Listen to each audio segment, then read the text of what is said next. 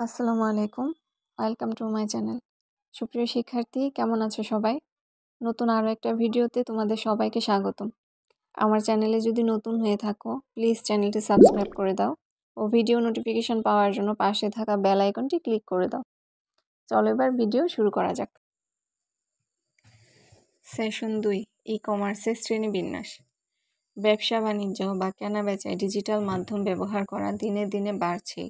জীবনকে সহজ করতে আমরা ইন্টারনেট বা অনলাইন ভিত্তিক এই কেনাবেচাকে ই-কমার্স বলি।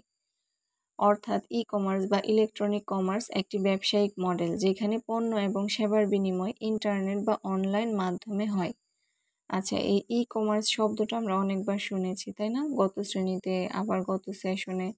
তো ই-কমার্স মানে কি? ইলেকট্রনিক কমার্স, যেখানে আমরা পণ্য কেনা বেচার জন্য ইন্টারনেট বা অনলাইন ব্যবহার করে থাকি। মানে এখানে যারা বিক্রি করে তারাও অনলাইনের মাধ্যমে করে, যারা কেনে তারাও অনলাইনের মাধ্যমে কেনাকাটা করে। বড় বড় প্রতিষ্ঠানগুলো যেমন ই-কমার্সের মাধ্যমে সেবা দিচ্ছে, আবার ছোট ছোট প্রতিষ্ঠান বা ব্যক্তি পর্যায়ের ব্যবসায়িক সেবাও এখন অনলাইনে পাওয়া যাচ্ছে। অনেকে সামাজিক যোগাযোগ মাধ্যমে নিজেদের পণ্য বিক্রি করছেন। নিজেরা বা আমাদের পরিচিত কারো ই-কমার্সের মাধ্যমে কেনাকাটার অভিজ্ঞতা থাকলে এবার সেগুলোর কয়েকটি উদাহরণ নিচের ছকে লিখি। আচ্ছা, তোমাদের সবারই নিশ্চয়ই অনলাইনে কিছু কেনাকাটার অভিজ্ঞতা আছে, তাই না? এখনকার যুগে এমন কেউ নেই যে অনলাইনে কেনাকাটা করে না। তো তোমরা সবাই কে কোন জিনিসটা অনলাইন থেকে কিনেছো সেটা হচ্ছে এখানে লিখবা, আর পণ্যের ধরনটা লিখবা। যেমন কেউ যদি বই কেনে, এটা কি উদ্দেশ্যে কেনে? শেখার উদ্দেশ্যে, তাই না? তো পণ্যের নাম যদি বই হয় তাহলে পণ্যের ধরন হচ্ছে শিক্ষা। আর বাকি তিনটা চলো আমরা দেখে নিই। যেমন ওষুধ পণ্যের ধরন হচ্ছে চিকিৎসা। খেলনা পণ্যের ধরন বিনোদন।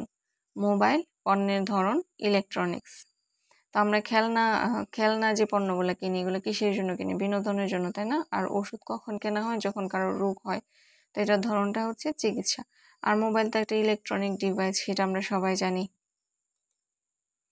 ছক 3.3, ই-কমার্স পণ্য ও ধরন।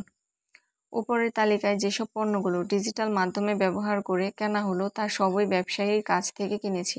এভাবে কেনাকাটা হলো ই-কমার্সের একটা ধরন, ব্যবসায়ী থেকে ভোক্তা। আচ্ছা, এই যে উপরে যে আমরা লিখেছি সবগুলা কোন জায়গা থেকে আমরা কিনি? দোকান থেকে, অথবা মানে ব্যবসায়ী যারা, তাদের কাছ থেকেই আমরা কিনি। আর আমাদেরকে বলা হয় ভোক্তা বা কনজিউমার। নিচের তিনটি ঘটনা থেকে আমরা প্রত্যেকে নীরবে পাঠ করে ই-কমার্সের আরও কয়েকটি ধরন সম্পর্কে জানব।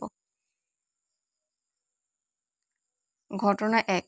দীপুর বাবা খায়রুল সাহেব আধুনিক শপিং সেন্টারে ছেলেদের পোশাক বিক্রি করেন। তিনি ঢাকার চকবাজার থেকে নিজে গিয়ে পাইকারিতে পণ্য কিনে অল্প লাভে বিক্রি করতে পারতেন, কিন্তু পরিবহন খরচ বেড়ে যাওয়ায় এখন অনলাইনে পণ্যের জন্য অর্ডার করলে অল্প খরচে পার্সেলের মাধ্যমে চকবাজার থেকে পাইকারি বিক্রেতা পণ্য পাঠিয়ে দেয়।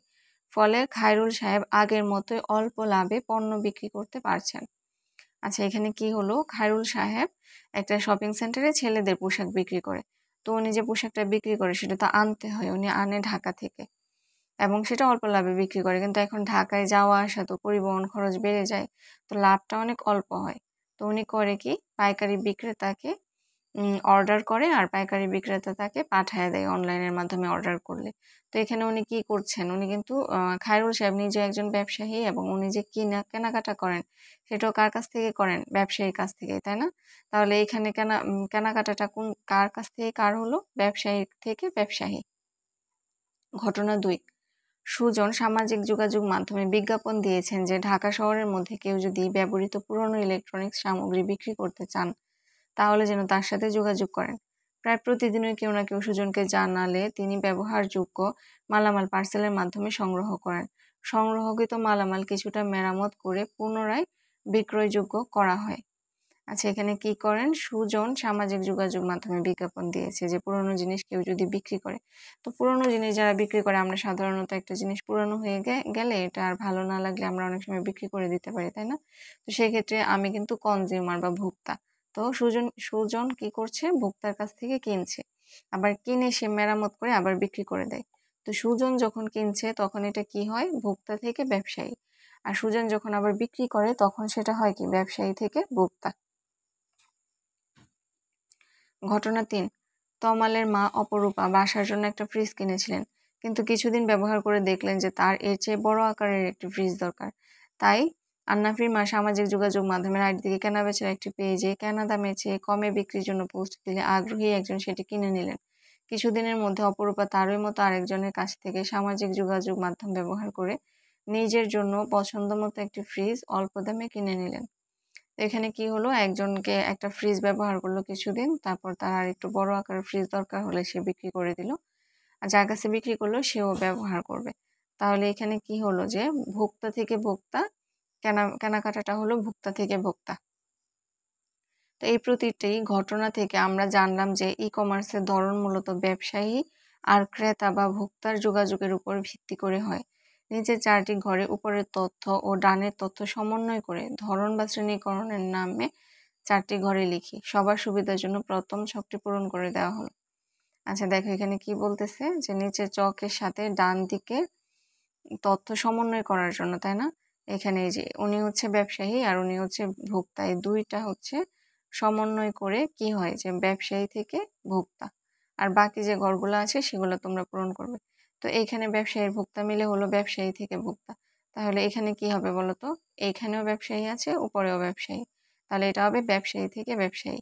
আর ভোক্তা, তো এখানে আছে ভোক্তা, এখানে আছে ব্যবসায়ী, তাহলে হবে ভোক্তা থেকে ব্যবসায়ী।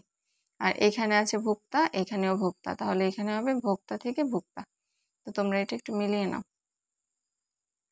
ব্যবসায়ী, ব্যবসায়ী থেকে ব্যবসায়ী, ব্যবসায়ী থেকে ভোক্তা, ভোক্তা, ভোক্তা থেকে ব্যবসায়ী, ভোক্তা থেকে ভোক্তা। উপরের ঘর পূরণের মাধ্যমে আমরা ই-কমার্সের চারটি শ্রেণীকরণ পাই, অর্থাৎ যোগাযোগ ও পণ্য আদান প্রদানের উপর ভিত্তি করে এই শ্রেণীকরণ হয়। নিচের ছকে ই-কমার্সের চারটি ধরনের নাম ও এদের বর্ণনা লিখি। তো আমরা এখান থেকে দেখলাম কি 4 ধরনের ই-কমার্স আছে, তাই না? তো এখানে একটা দেয়া আছে ব্যবসায়ী থেকে ভোক্তা, আর বাকি 3টা তোমাদের লিখতে হবে আর বর্ণনাটা দিতে হবে। তো চলো এটা দেখে নিই। 1. ব্যবসায়ী থেকে ব্যবসায়ী। বর্ণনা: ব্যবসায়ীর কাছ থেকে পণ্য সংগ্রহ করে কোনো ব্যবসায়ী যখন তা ভোক্তার কাছে বিক্রি করে। ব্যবসায়ী থেকে ভোক্তা: ব্যবসায়ী তার পণ্য যখন কোনো ভোক্তার কাছে বিক্রি করে। ভোক্তা থেকে ব্যবসায়ী: ভোক্তার কাছ থেকে পণ্য সংগ্রহ করে কোনো ব্যবসায়ী যখন তা অন্যের কাছে বিক্রি করে। ভোক্তা থেকে ভোক্তা: ভোক্তা তার কোনো পণ্য যখন অন্য ভোক্তার কাছে বিক্রি করে। এ হচ্ছে বিভিন্ন প্রকার ই-কমার্স।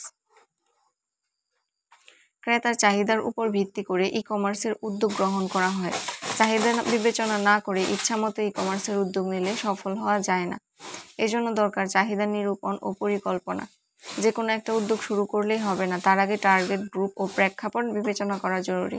আমাদের আগামী সেশনে নাগরিক বা ই-কমার্সের উদ্যোগ গ্রহণের আগে চাহিদা নিরূপণ ও শর্তাবলী যাচাইয়ের জন্য কিছু কাজ করব।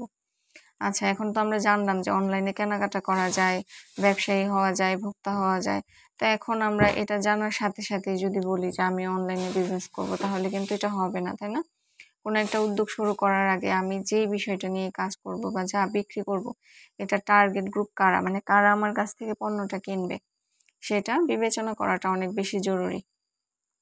এবং কোনো একটা ই-কমার্সে কোনো উদ্যোগ গ্রহণের আগে কিভাবে চাহিদা নিরূপণ করতে হয় আর কিছু শর্তাবলী যাচাই করতে হয়, সেগুলো হচ্ছে আমরা আগামী সেশনে দেখব।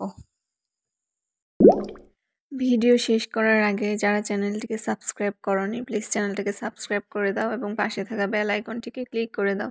ধন্যবাদ সবাইকে।